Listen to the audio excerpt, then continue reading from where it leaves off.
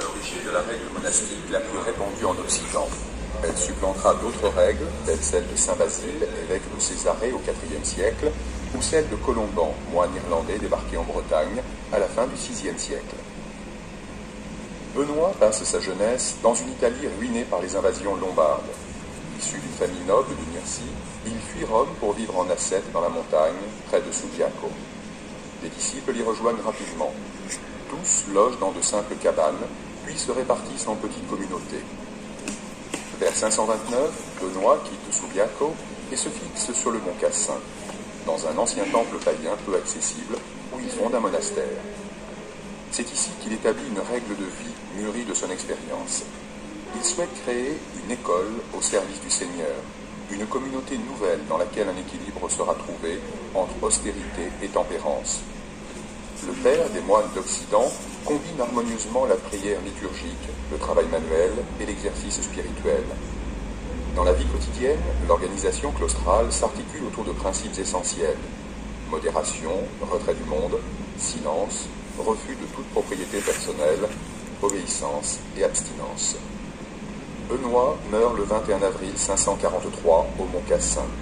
En 703, les moines de Saint-Benoît-sur-Loire, près d'Orléans, obtiendront le privilège de placer ses restes dans leur église abbatiale, et grâce à Grégoire le Grand, premier pape bénédictin, la règle se propagera en Occident. Elle se diffuse en Bas-Poitou dès la fin du 7e siècle, lorsque Philbert fonde Noirmoutier, Saint-Michel-en-Lerme et Luçon. Mais cette maison bénédictine, fondée sur le modèle clunisien, survit mal aux dissensions et aux enrichissements. Épris d'un idéal rigoriste, Robert fait rapidement sécession et fonde un nouveau monastère en 1098 à Cîteaux. Il y rejette le siècle et ses tentations pour vivre intégralement la règle de Benoît dans sa pureté originelle. Sous la houlette des premiers abbés, Albéric puis Étienne Hardigne, ce nouveau monastère doit bientôt faire face à l'afflux de vocations nouvelles. Après la mort de Robert en 1100 et l'arrivée de Bernard de Fontaine en 1112, 4 filles de Cîteaux sont créées successivement: La Ferté, Pontigny, Morimont et Clairvaux. Grâce à Bernard de Clairvaux, la congrégation cistercienne essaime alors dans toute la chrétienté. Au sein d'un vaste mouvement de retour aux sources du christianisme, Cîteaux rayonne par une spiritualité empreinte de simplicité et de pauvreté. Portant une affection toute particulière à la Vierge Marie, Bernard simplifie les offices et adopte le vêtement de laine qui fera parfois qualifier les cisterciens de moines blancs. Il met également l'accent sur la primauté du travail de la terre et la vie en collectivité. En quête de solitude pour une vie vouée à la prière, ces fondations s'établissent le plus souvent au cœur d'une nature hostile qu'il faut maîtriser. Les cisterciens deviendront vite les maîtres des techniques hydrauliques, comme en Bas-Poitou, où les premiers aménagements de drainage de la baie de l'Aiguillon débutent avec l'arrivée des moines de Clairvaux à l'abbaye de Morelle. Chaque jour, les chanoines de Nieul se réunissent 8 fois à l'église pour l'Opus Dei, l'œuvre de Dieu. La vie monastique s'épanouit dans cette prière de toutes les heures, signe d'une intense recherche du Dieu vivant. L'office divin rassemble les chanoines à temps réguliers que l'Église continue à désigner comme les heures des Romains. La liturgie de l'abbaye de Nieul adopte le rite grégorien rythmé par les mouvements du soleil. Peu après minuit, les moines se lèvent pour chanter à l'église l'office des matines ou vigiles comme une longue attente du retour du Christ. À l'aube, quand sonne la messe des laudes, on loue le Christ qui sort des ténèbres pour délivrer le monde. On récite prime à la première heure, vers 6 heures du matin, avec une prière devant l'autel de la Vierge. Après les coulpes, ou confession des fautes contre la règle, les chanoines célèbrent le soleil rayonnant à travers l'office de tierce. Suivent sexte à midi et nonne vers 15 heures, entrecoupées de lectures intérieures et silencieuses. Les chanoines peuvent alors effectuer une courte sieste avant que les cloches ne sonnent les vêpres en début de soirée. Après le repas du soir et avant de se coucher, ils assistent au dernier office, compli, puis montent au dortoir. Pendant leur sommeil commence le pèlerinage de l'âme, qui met les religions en relation avec les morts. Ce rôle d'intercesseur auprès de Dieu s'exprime par exemple à travers la procession qui commémore les fidèles trépassés le 2 novembre de chaque année. Les réguliers de Nieul restent ouverts au monde par leur action dans les paroisses. La prédication est une composante importante de leur pastorale. L'évêque délègue sa fonction d'enseignement religieux aux desservants de la paroisse, tels les chanoines de Nieul. Jusqu'au XVIe siècle, l'abbé envoie des religieux dans les différents prieurés-cures dépendant de l'abbaye-mère. En Bas-Poitou, 30 prieurés-cures et 10 prieurés simples sont dans la mouvance de la communauté de Nieul. Ainsi, le prieuré de Saint-André-Treizevoix, au nord de la Vendée actuelle, est desservi au début du XIIIe siècle par un chapitre de chanoines sous l'autorité du prieur Robert. Les chanoines qui bénéficient de ce ministère paroissial ne forment pas pour autant une communauté distincte séparée de celle de l'abbaye. Ils sont comme des relais de l'autorité spirituelle et du pouvoir temporel de l'abbé dans les campagnes reculées. La prédication est leur moyen de lutter contre l'hérésie. Ils apportent ainsi aux fidèles les rudiments de la doctrine chrétienne, tout en veillant aux soins des âmes pour une éducation des mœurs et de la foi. Chaque 27 mai, jour de la Saint-Augustin, le chapitre général rassemble tous les représentants des prieurés et des cures dépendant de l'abbaye-mère de Nieul.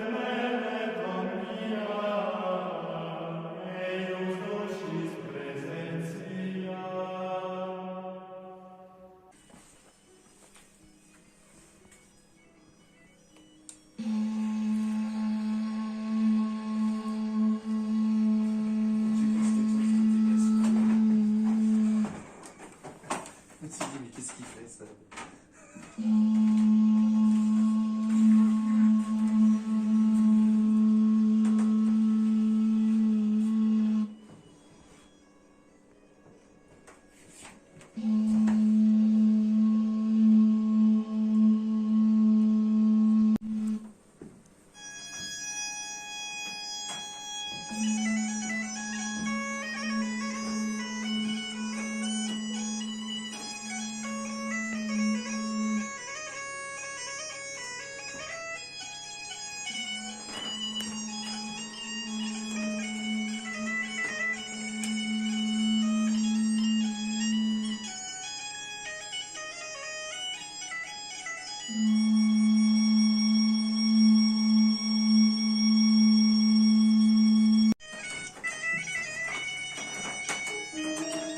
C'était un détecteur de mouvement. Ouais. C'est lourd. Allez, hop.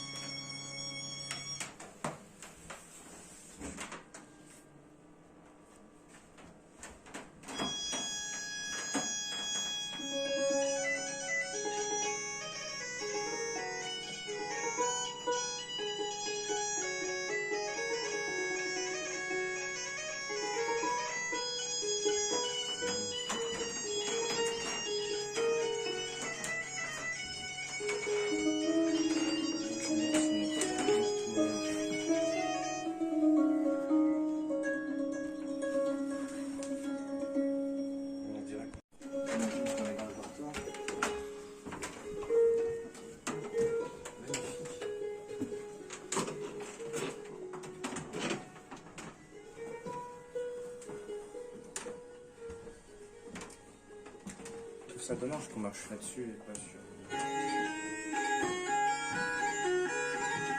Ouais.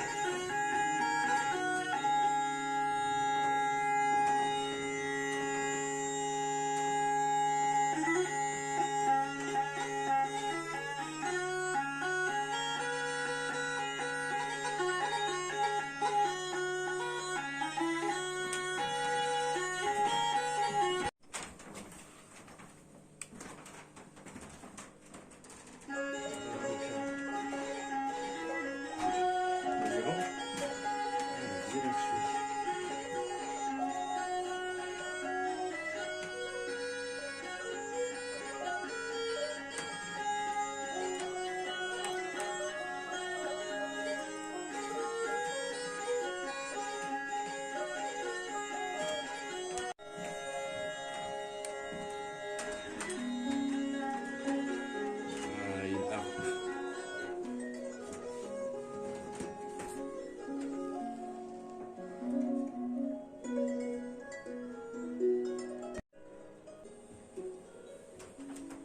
peut-être tout à l'heure c'était une... Dives in cunctis opifex videris, oleus mundo tua claruerunt, astra nascenti tua sincrenato, astra refulgent, silus ec inter proprium nitentes, nostre remiti radios robertus, et novitellus frutilo coruscat lumine solis, nomini pregnant genitrix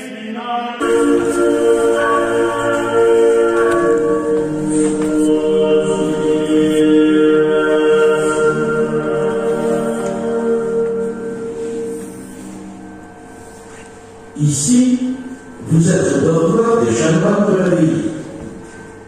Au cours des 12e et 17e siècles, ce dortoir a été profondément transformé.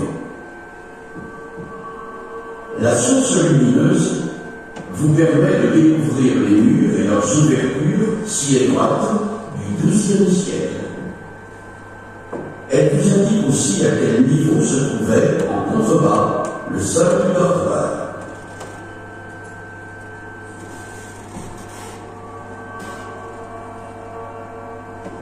Maintenant, levez la tête et imaginez la voûte en pierre que suggère l'arc dessiné par la lumière et qui montait jusqu'au fêtage de la charpente.